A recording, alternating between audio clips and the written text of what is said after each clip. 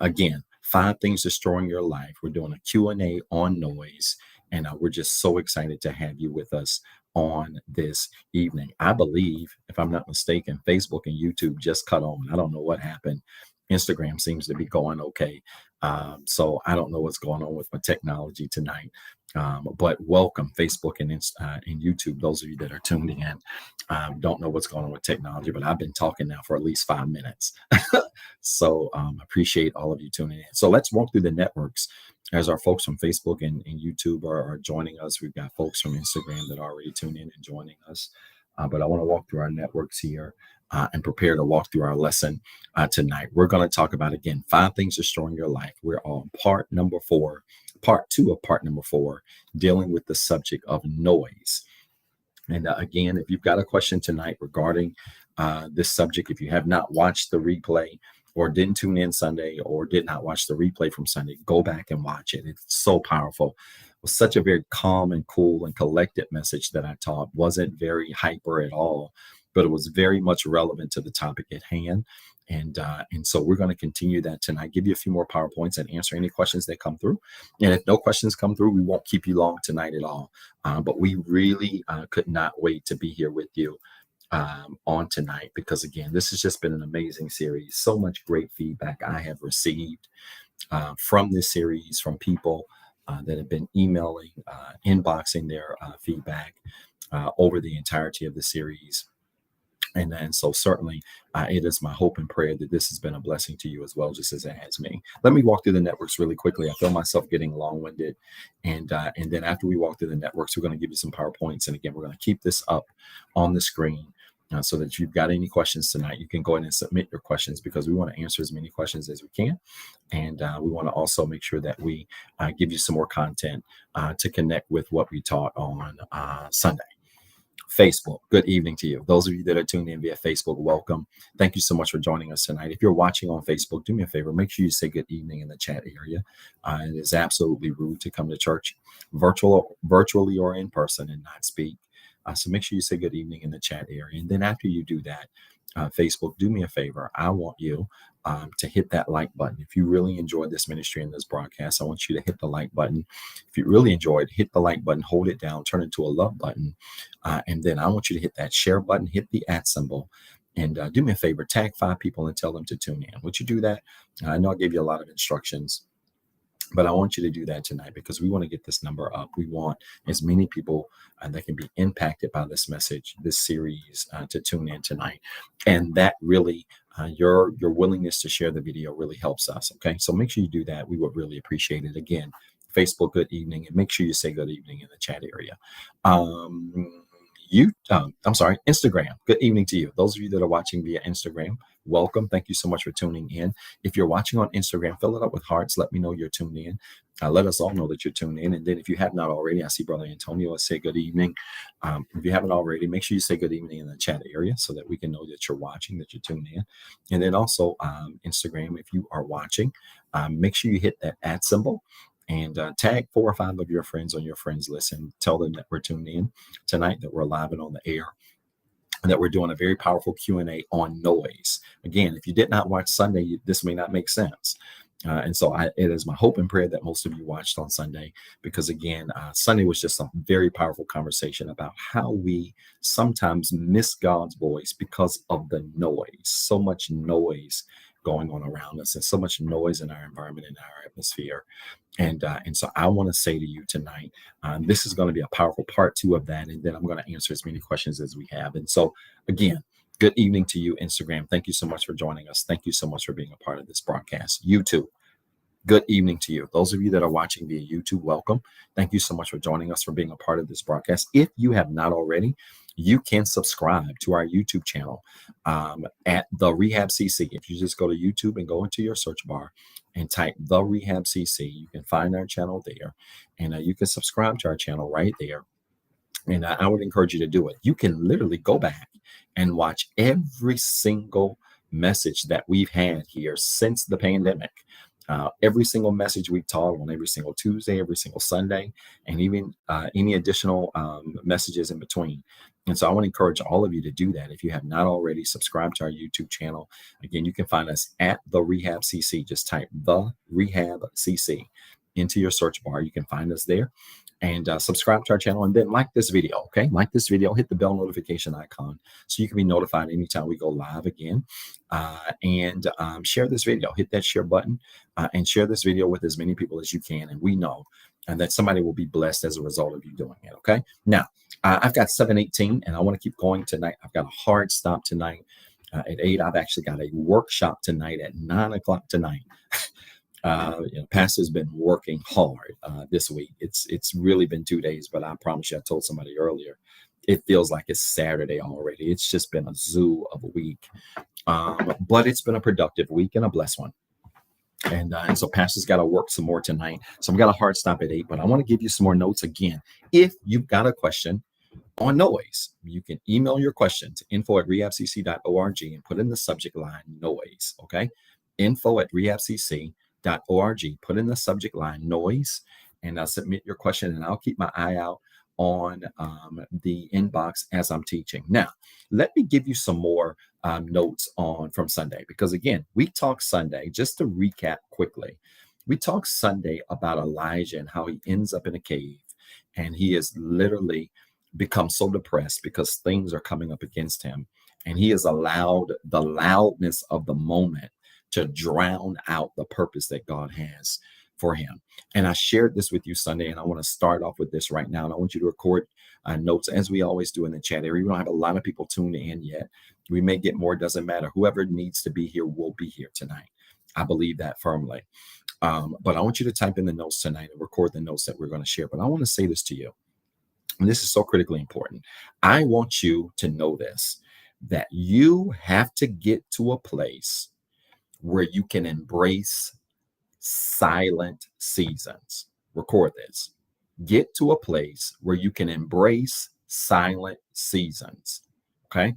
Get to a place in your walk with God, in your walk in life. Get to a place where you can embrace a silent season, because we so often confuse noise with God, and we confuse action with God. And God makes this plain to Elijah. When we taught this Sunday, he made this plain to Elijah, that when he sends Elijah out to the mountain and tells him to stop there, and he allows the earthquake to come and the fire to come, he allows these things to come, but then he looks at Elijah and said, listen, I ain't in none of that. I'm actually found in a still small voice. It is a reminder to us that sometimes when life is chaotic, you can't hear God until you can find a silent place to hear him. And I said it Sunday, I'll say it again. I really believe so many people have missed their instructions from God because they have allowed the chaos, the noise from the chaos in their lives to drown out God getting their attention for what it is that he wants them to do in their lives. Now, hear me. And we went through this Sunday. God didn't stop the noise, right? He didn't stop the noise. But we said this Sunday that when noise is happening in your life, that ain't the time to run away from God. That's the time to run to him. All right. I want to say this again. When things are getting noisy in your life, and it was an honor, Mother Doris. It really was. I love senior night. I look forward to it every Monday or every month. And I really, truly enjoyed it. When noise is going on in your life, that ain't the time for you to run from God. That's the time for you to run to him. Remember the example I gave you. And I want to share this example again. Remember the example that I gave you, that if you're in a crowded place, a crowded concert, a crowded venue, whatever, and there's music playing or blasting, or it's a concert or whatever, music is blasting. If you're sitting next to somebody or a friend is with you and they're talking to you, you're not going to be able to hear them. This is going to be loud, and they can scream it, but depending on how loud it is, they may not be able to hear you. But one way we can ensure they can hear you is if they get close to your ear, right? They can whisper in the concert and get something across to you. But the only way you can hear a whisper in chaos is when your proximity is close to the person that's whispering. right? And what God was trying to prove to Elijah is a point that I want to make to all of you right now. And that is that when things get loud in your life, you've got to get close to God. Listen to me. Don't run from God because things are loud in your life. When things get loud in your life, you have to run to God, because oftentimes God is trying to speak to you in the noise. But with the noise going on, if you are far away from him, you will not be able to hear him. And so we have accused God. Oh, this is good. We have accused God of not speaking to us when life gets loud. But could it be that he is speaking, but your proximity to him is so far away that you can't hear him in the noise?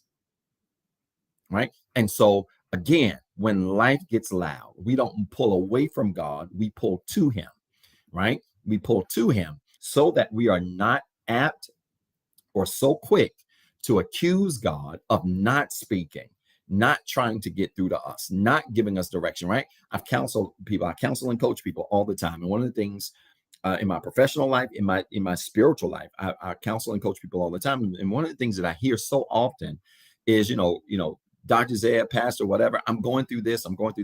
So many things are happening in my life.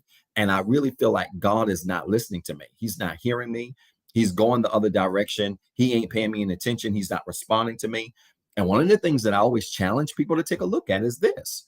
You may feel like God is not listening to you because your life is chaotic, but could it be that the chaos is happening, but instead of you drawing closer to God through the chaos, you are walking away from God while the chaos is going? And if you can't hear your best friend in a loud concert, when they're far away from you, then you're not going to be able to hear God when you're going through great trials in your life and you have him far away from you when you go through. When chaos comes, you got to draw close to God. The Bible tells us specifically like this: if we draw nigh to him, he'll draw nigh to us, right? And so often life happens and we fall away from him because we're so frustrated with life. We're frustrated with circumstances. We're frustrated with people. We're frustrated with decisions we've made. We're frustrated with what mistakes we've made. We've done all of these things that have frustrated us, when clearly we have to get to a place where when life happens and chaos happens, we don't run from God, we run to him. All right. I want you to record this now. When chaos happens, run to God. This ain't overwhelming deep stuff tonight, but this is powerful.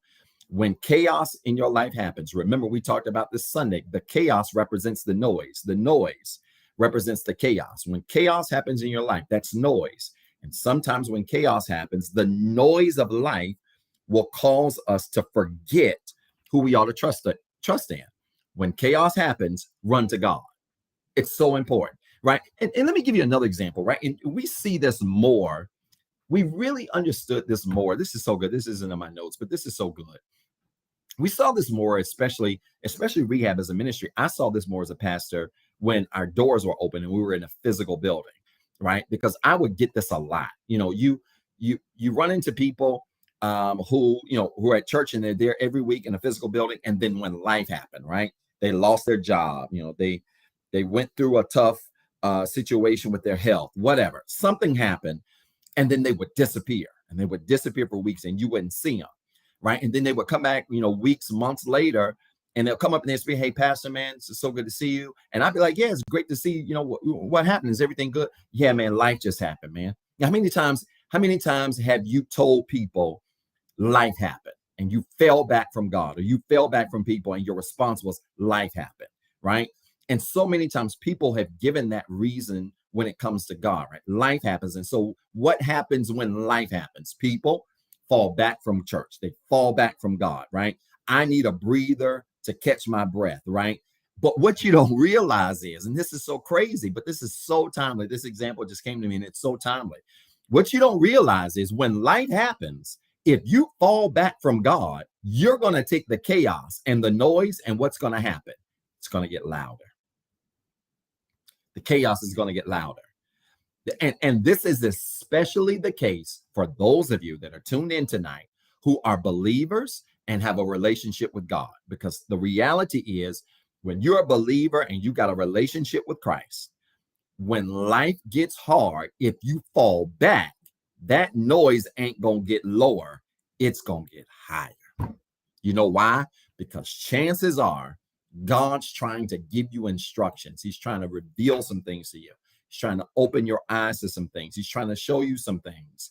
And when the chaos hit, you panic, you went backwards. And I'm here to tell you, that's not the answer if you're going to see results from God and if you're going to come out of very loud situations. And so again, when life happens, our proximity to him is critical. Right? Our proximity to God is critical when life happens.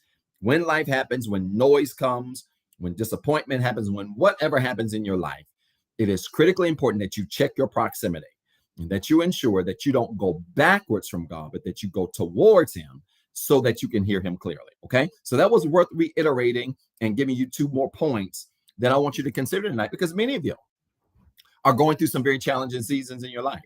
You're experiencing some very challenging moments in your life. You're going through some very challenging struggles in your life. You're facing some obstacles that you've never faced before in your life. And you have a proclivity to treat God the way you treat your friends. Let me say this again slow. We have a proclivity to treat God the way we treat our friends. And that is when we go through things in life, we fall back from our friends. You know, we don't want to talk to a lot of people unless they're close people. We don't want to talk to a lot of people. We don't want to be involved with a lot of people. We fall back. And we have a proclivity to treat God the same way. Here's the problem, though. Your friends can give you advice, but at the end of the day, they're not going to necessarily be able to give you what you need to get out of your situation. God always has answers, right? We can always find answers in God. So you can't treat God like your friends. Life can get hard and you can fall back from your friends, but you can't fall back from God. Because when life gets hard, you got to check your proximity to him. You got to check your proximity to him to ensure that when it gets hard, you move towards him and you don't move away from him, right? Because if you move towards him, then like a magnet, man, I wish I had a magnet. How powerful is that? Think about 2 magnets. Oh, this is so good. None of this is in my notes. But think about 2 magnets. Again, if you've got a question, you can email it to info@rehabcc.org. Put in the subject line noise. Think about 2 magnets. If life gets hard and God's this magnet and you're this magnet, and the thing that magnetizes you, that grips you to, is the relationship that you have, because you've got a relationship with Christ. This is Christ. This is you. Because you've got a relationship with him, that's what magnetizes you. When life happens and the noise raises, if you pull away from God, what happens to the magnetization? It decreases, right? Your connection with Christ then decreases. Why? Because life happens, you panic, and you think the way I'm going to get out of this is to pull backwards. But the problem is, if you pull back from the one that you're magnetized to, then it impacts your ability to be influenced by him. It impacts your ability to be guided by him. And I don't care how strong the magnets are. Y'all better listen to me. I don't care how strong the magnets are. The further apart you pull those magnets, the worse the magnetization happens. Does this make sense to anybody? And so when life happens, we got to recognize that when life happens and noise happens and things happen and chaos happens, and it's so loud in our life, and it's so loud to a point where you can't even think straight. Understand this, that the quickest way out is not to pull away from God, it's to pull to him. Stop treating God like your friends. Are y'all listening to me? Stop treating God like your loved ones. Stop treating God like the folks whose phone call you ain't answering because you don't want to talk because you're going through. No. Doesn't work like that with God.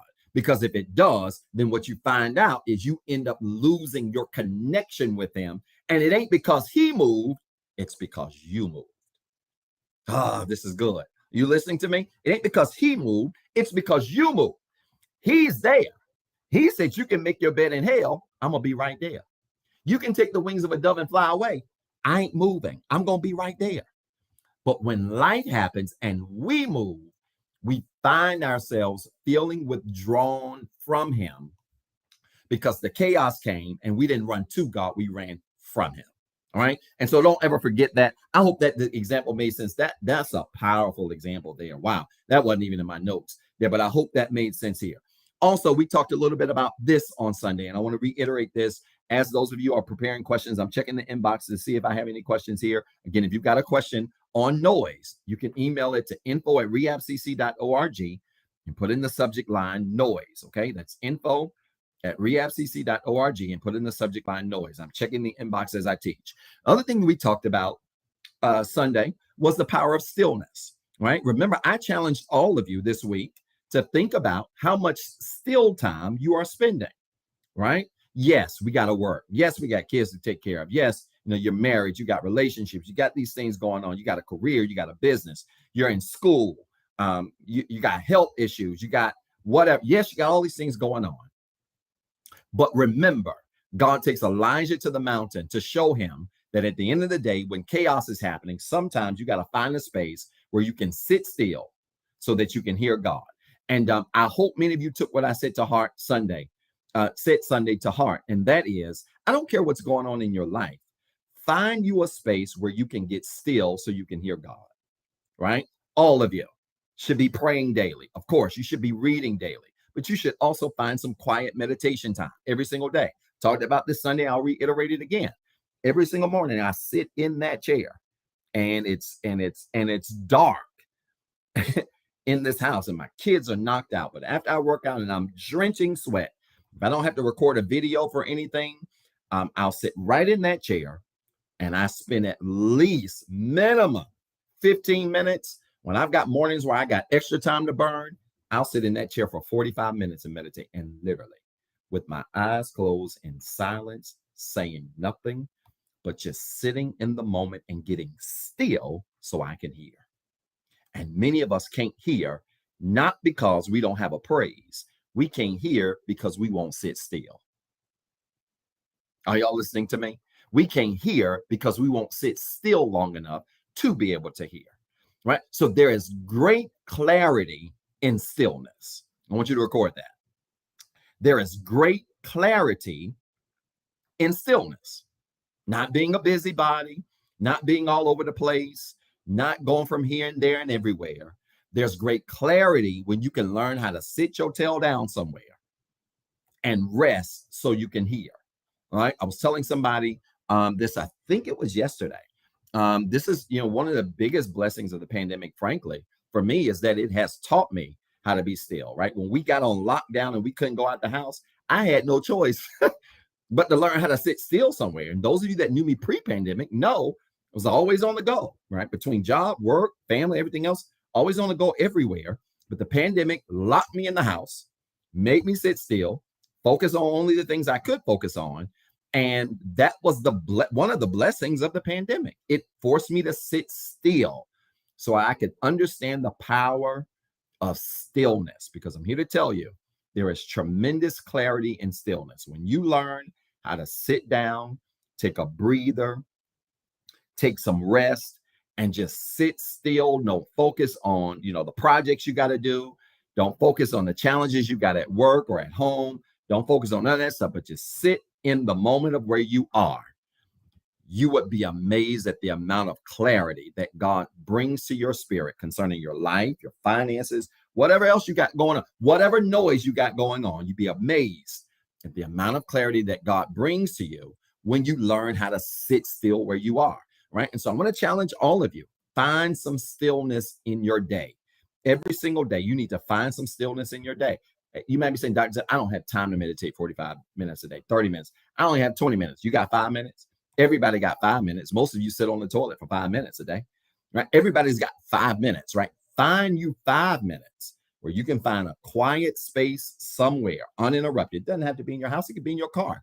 I talk to people all the time who tell me one of the most peaceful moments they have is sitting in their car, right? Where they pull up in their driveway or in their parking spot, and instead of going right in the house, they sit in the car. I know people who sit in the car for hours. Now, I can't do it. I have too much work to do. I can't sit in the car when I pull up at the house for hours. I can't do it. I can't do it. But I know people who tell me all the time, yeah, when I get home, I pull up in my garage, I pull up in my parking spot, and I sit in my parking spot and sit in my car for like 30 minutes. Hey, If that gives you quiet time, do it. I see Nick talking about long showers. I'm also in with that too. I've got seats in my shower. And so when I finish showering, I sit in the shower and just sit there sometimes until the water turns from hot to cold and there's no more hot water coming out. And this is especially at nighttime. Morning time, I tend to not do it as much. I take cold showers in the morning, not fully cold, sometimes fully cold, but most of the time, at least partially cold, but where before I get out, I turn the water completely cold and I bathe at least one time in cold water. Physically, cold water does great things to your muscles and to your body. And I know this isn't a science class. The point that I'm making is that it is through those still moments where you really embrace where you are, whether it's a shower, the car, or sitting in your living room. It is through those still moments that we really can get some clarity from God concerning our lives, where we are, what's going on in our lives. All right. So don't discount the impact of stillness. Y'all get somewhere sometimes and sit down, log off of social media for a while. You taking a social media break ain't going to hurt nobody. And if you lose friends because you took a social media break, then they want your friends in the first place. Log off social media, deactivate your account. That's something, y'all know I believe in this. You should do 1 to 2 times a year. Why? Because it helps to give you some clarity and some stillness and take your mind from the chaos that is the world. And you'll feel disconnected from world events and you won't know what's going on. Somebody texted me the other day and asked me yeah, I heard about sister and I didn't know what they were talking about, right? You won't know what's going on. You'll feel disconnected. But what you will find yourself doing is finding some clarity through these still moments that you're in. All right. I saw a question flash. Let me get to it. Good. Yeah. Good question here. Y'all, I got 12 more minutes. So if you got a question, go ahead and send it in. All right. You can again email your question to info@rehabcc.org and put in the subject line noise. Good. Great question here from a member. Can you touch on the fact that many times people feel that there is too much noise going on around them, victims, but they are the noise maker, the fire starter? That's a whole can of worms that this young lady is really trying to start with me here. The question was, again, can you touch on the fact that many people feel like there's a lot of noise in their life, right? But they're really playing the victim because they're starting a lot of the noise. And that happens so very often, right? There is a difference between the noise that life creates and that God allows and the noise you've created. I want to say this again. There is a huge difference between the noise that life created and that God allowed versus the noise that you created for your own life. Now, the noise that you created is your fault. And if we're all going to be honest, some of us have had noise in our life that had nothing to do with God and had everything to do with us. Come on. Come on. I need some hearts. I need some amens. I need some hand emojis, something. Because I agree, Nick, that was a word. That was way better than y'all saying amen. Come on. Some of y'all are complaining about noise you created. Some of you are complaining about drama you created. Some of you are complaining about earthquakes you created. Some of you are complaining about storms you created. I'm not talking of those are storms. Yes, that's noise, but understand you got to take responsibility for that noise. And so if you're going to get beyond those storms, the very first step is acceptance. You got to accept that you're the cause for the noise. All right. And then after that step, the steps to moving beyond the noise are the same. Whether God sent the noise, life sent the noise, or you created the noise. After the point of acceptance, i.e., the noise is here, I can't ignore it, it is what it is, or the noise is here, I created this monster, I created this situation, this is what it is. After you move past that step, then the steps are the same. Get to a quiet place so you can hear God. Because here's the great thing about God. Whether he created the noise or whether you're playing the victim when you did it yourself, he still will give you clarity in the noise. If your proximity with God is good, he can still give you clarity even in noise that you created. That's so powerful. Are y'all recording this? God can still give you clarity in noise you created. God can still give you clarity in chaos you created. You created the chaos, and you thought that because you created it, he won't help you. No, he'll help you do it if you'll get close to him. If you'll make up in your mind to get close to him, so and get in enough proximity to him so he can help you. He can even pull you out of a mess you created. Are y'all listening to me? He can even make noise from a mess you created come down if you get in close proximity to him. And see, that's another way we mess up. We think that because we did it, well, God ain't gonna fix this because I did this to myself, so I got to deal with it. And then we even put Bible on it. You reap what you sow. Be not deceived. God is not mocked. What's over man, so that shall also reap. Yep, the Bible doesn't lie. And you got to keep reading too. It says if you sow the wind, you reap the whirlwind, which means you don't always get it back the way you did it, right? So it doesn't necessarily mean you're going to get it back the same way. But even with reaping and sowing, understand you can create a mess. And if you get in the right proximity with God, God will help you through the mess. So it's all about proximity. It ain't about fault as much as it is proximity, but especially to those of you that have created the problems in your life, that have created the monsters in your life. I need you to understand this and understand this clearly. If you created the monster that is in your life, the noise that is in your life, you ain't going to get nowhere until you accept the fact that you did it. Are you listening to me? You won't get beyond the noise that is in your life that you created until you accept the fact that you created that noise. And when you accept the fact that you created that noise, you start moving down the road for God to give you clarity in the noise that you're in. Because again, his clarity is his clarity. Whether he allowed it, whether you created it, clarity is clarity. But how we get it and how soon we get it all really depends on whether or not, I like that word, we take accountability, responsibility. We accept how we got it, how it got here, how it came to be. When you do those things, then you begin to see clarity in your life. That was an amazing question, but I hope that response made sense. And I've learned this too. I want to just say this transparently, that the more you grow in God and the more life happens, you understand that sometimes the quickest way out of noise is to really just admit your faults. So many people make so many excuses when life happens. So many people make so many excuses when noise happens, and especially noise occurs that they have some fault in. It is so convenient to point the finger. Notice this. When Elijah is on the mountain, God asked him twice, "Why are you here?" And Elijah's response was the same both times. And in both responses, what was he doing? Blaming everybody else.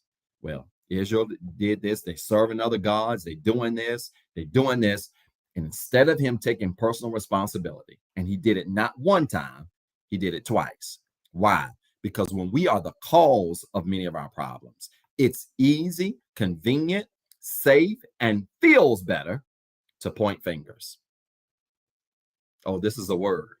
See, when you're the cause of the drama that's going on in your life, you're the cause of the chaos that's going on in your life, it's convenient to point out what everybody else is doing. It's easy to point out what everybody else did. It's easy to point out how everybody else is wrong, but it takes a real man, a real woman who has some spiritual, emotional awareness about themselves to take a step back. And even if they're not fully at fault, to take a step back and say, you know what? They may have done this. They may have done this, but I was wrong here. This is what I could have done differently. This is what I could have done better. This is how the correction I could have made. This is something that I could have done differently.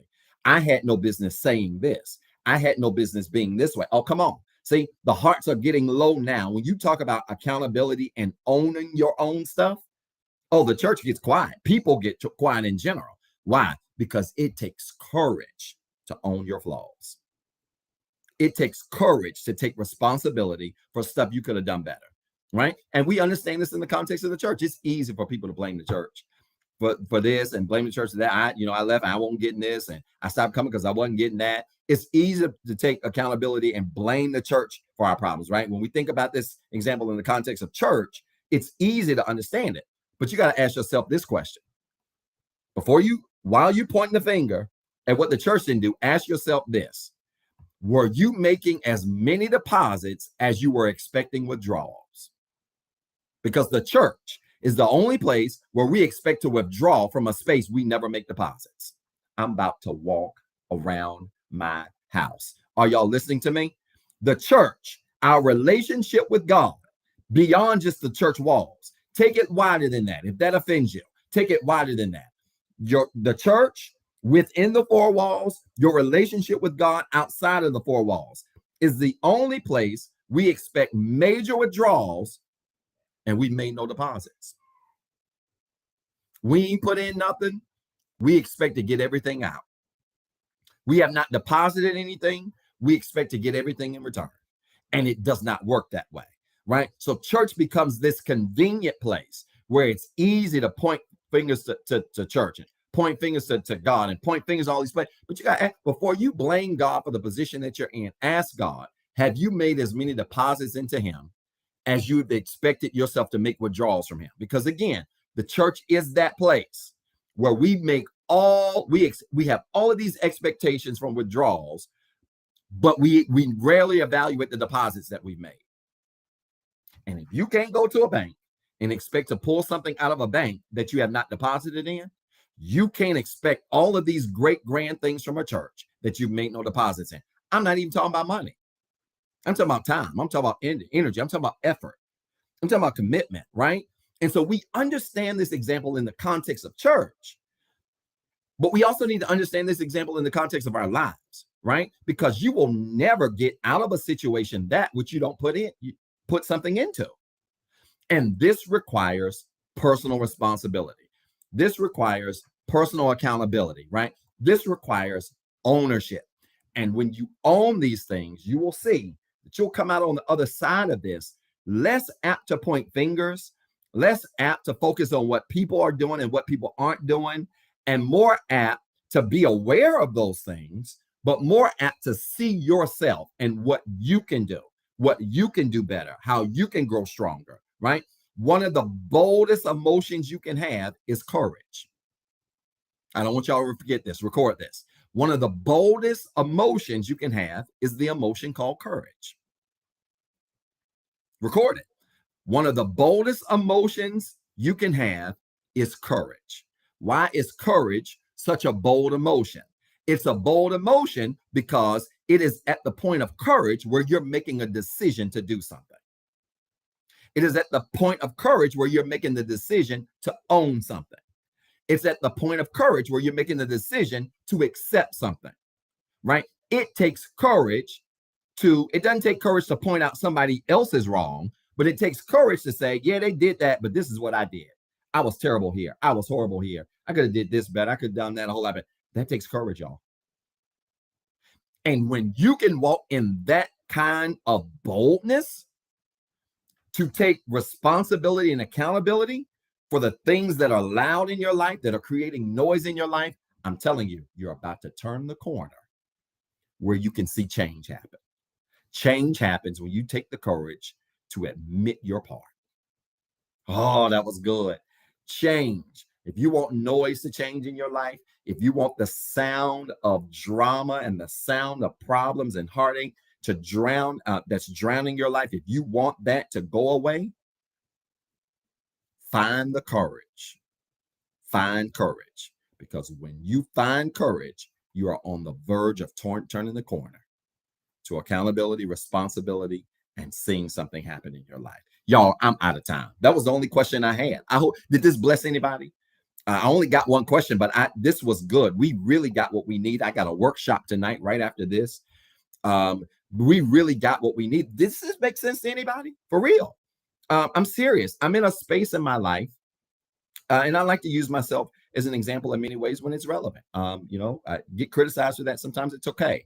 I believe in being transparent. As long as I'm being true, I can live with that.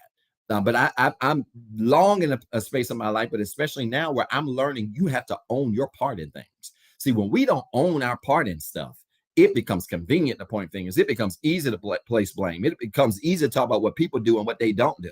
But when you start owning stuff, you find out you ain't even got time to evaluate it. You don't have time to evaluate what people did, what they didn't do. The only thing you have time to focus on is what you've done and what you did not do.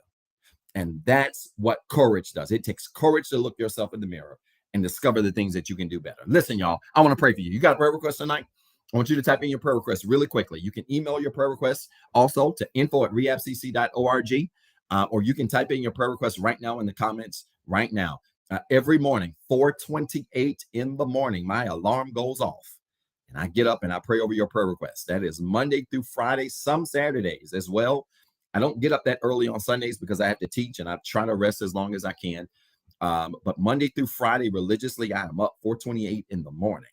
And I get up and I pray over your prayer requests before I do anything, before I start my day, before I work out, pray over your requests. And so tomorrow morning, with all of this late night working tonight, I haven't even eaten today.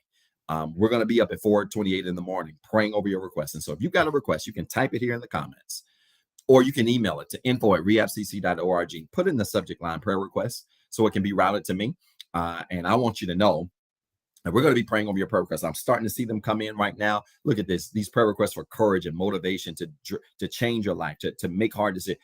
God will give you that. He absolutely will.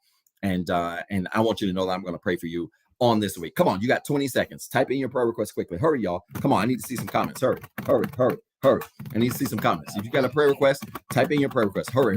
If you got a prayer request, I want you to type it in. This was a powerful message tonight on noise and how courage helps us turn the corner when it comes to the noise in our lives. Come on, type in your prayer request quickly. If you've got a prayer request, I want you to put it in the comments. If we cannot see that publicly, you can email it to info@REHABCC, and we will pray over your request. After you've typed it, connect your hands like this as a sign of symbol of faith. Let's touch and agree. You ready? Let's do it. Father, in Jesus' name, I thank you tonight for your word. Thank you for this time of gathering, sharing you've given us. I pray, it is my prayer, that something was said or done that has encouraged somebody, inspired somebody to want to live for you, serve you, but more than that, to evaluate the noise in their lives from a different lens. Help us, God, to have the courage to face our role in the things that we go through, the awareness to understand what's happening in our lives. But more than that, the sensitivity to understand that even in chaos, God's speaking. Help us, God, not to move away from you when life gets loud, but help us to move closer to you when life gets loud. Help us to understand that you are the ultimate ark of safety. You're the ultimate tent of safety and well-being. We know that we can run into you and we are saved. I pray tonight, God, that somebody remembers that in the midst of all of the chaos and the noise that is in their life, that somebody remembers that they can run to you tonight and they can be saved. Help us, God, to run to you and not from you when things get chaotic, when they get noisy in our lives, so that, God, we can then be transformed to be the best version of us you've called us to be. Now, for every prayer request, God, that's been lifted to you, that's been typed in the comments, that's been emailed to our inbox, we lift these requests up to you now. We ask now, God, that you would answer the prayers of your people, that you would make ways as only you can, that you would open doors as only you can, that you would meet needs as only you can, that you would grant heart's desires as only you can. We thank you, God, for being a way-making, miracle-working God. And we ask now, God, that you would grant the prayer requests of your people this week like you never had before. We thank you because this week will be a week filled with miracles, open doors, made ways, met needs, granted promises, granted expectations in the lives of your people like never before, not because we can see it, but because we trust you. And God, we ask that you would not only do these things, but that, God, we say to you tonight that we will continue to give your name the praise, glory, honor that it is due, regardless of what happens in our lives. We count these things done in Jesus' name. Amen. Do me a favor. If you prayed with us, I want you to type in the comments quickly. It is so. Hurry. It is so. It is so. It is so. Every time you say amen, you're simply saying it is so. Every time you say amen, you're simply saying it is done. Come on. If you prayed that prayer of faith, I want you to type tonight in the comments. It is so. It is so. It is so. Hurry. God's answering your prayers. He's making ways. He's opening doors. He's meeting needs. He's granting heart's desires in a tremendous way. And I'm so excited about that. Quickly, if this message, this ministry has been a blessing to you tonight, I want to challenge you to give tonight. I want to challenge you to give your tithes. I want to challenge you to sow an offering seed tonight. You should see on the screen tonight the 3 ways you can give. You can give via CashApp, $REHABCCGIVE. You can give through our website, www.rehabcc.org. Simply choose online giving, or you can text Rehab Works to 336-642-3210. Again, you can give via Cash App, $REHABCCGIVE. You can give through our website by visiting www.rehabcc.org and simply to choose online giving, or you can text Rehab Works to 336-642-3210. And we promise you that if you give, God will bless you in a tremendous way. Good measure, pressed down, shaking together, running over. He'll send people into your life to be a blessing to you. Do me a favor, y'all. Like this video, share this video. We were a strong 45 minutes tonight, but a very strong a quick 45 minutes tonight, but a very strong 45 minutes tonight. And I appreciate your patience. Being a bivocational pastor is not easy. My secular job is as busy, if not busier than this job. And so I appreciate all of you, your patience, as I always have to run back and forth from everywhere to work all times of day and night. But we really appreciate you tuning in tonight. Like this video, share this video with you, and then do me a favor, make plans to join in this Sunday, 9:08 a.m. Eastern Standard Time, right here for the final part 5 of 5 things that are destroying your life. We're going to end it with a bang. You're going to love it. I can't wait to teach it on Tuesday. Can't wait to see you on Tuesday. And we want you to tune in. Don't forget your scripture for the week. Hope you've been reading it. It's 1 Samuel chapter 16. It's one of my favorite texts. It seems like I say that every week. 1 Samuel chapter 16 is our scripture for the week. Don't forget to read that. Don't forget to tune in this Thursday when we have Explanation Thursdays exclusively on Instagram. Make sure you go in, check out the video, like the video, comment. Last week, we had a lot of comments on our video last week. Make sure you comment on the video, share the video. Many of you shared the video. Really appreciate that. Tag us. We want you to do that. Help us get the word out about the amazing word that's taking place here. Listen, I love you guys. I'm praying for you. I'm rooting for you. I want you to have a tremendous week this week, and make plans to tune in Thursday, Instagram Explanation Thursdays, and then Sunday morning, 9:08 a.m. Eastern Standard Time, right here for part 5 of 5 things destroying your life. I love you. I'm praying for you. I'm rooting for you. Have a fantastic week. Peace and blessings. For watching the Rehab Christian Center live experience. If this broadcast has been a blessing to you and you would like to be a blessing to our leader, Dr. Zeb Talley III, you can sow a seed into his ministry by CashApp at $Pastor ZT3. It is our prayer that this message of hope encourage, enlighten, and empower you to be better. Please tune in Sunday at 9:08 a.m. for our Sunday morning experience. And as always, be blessed and have a wonderful week.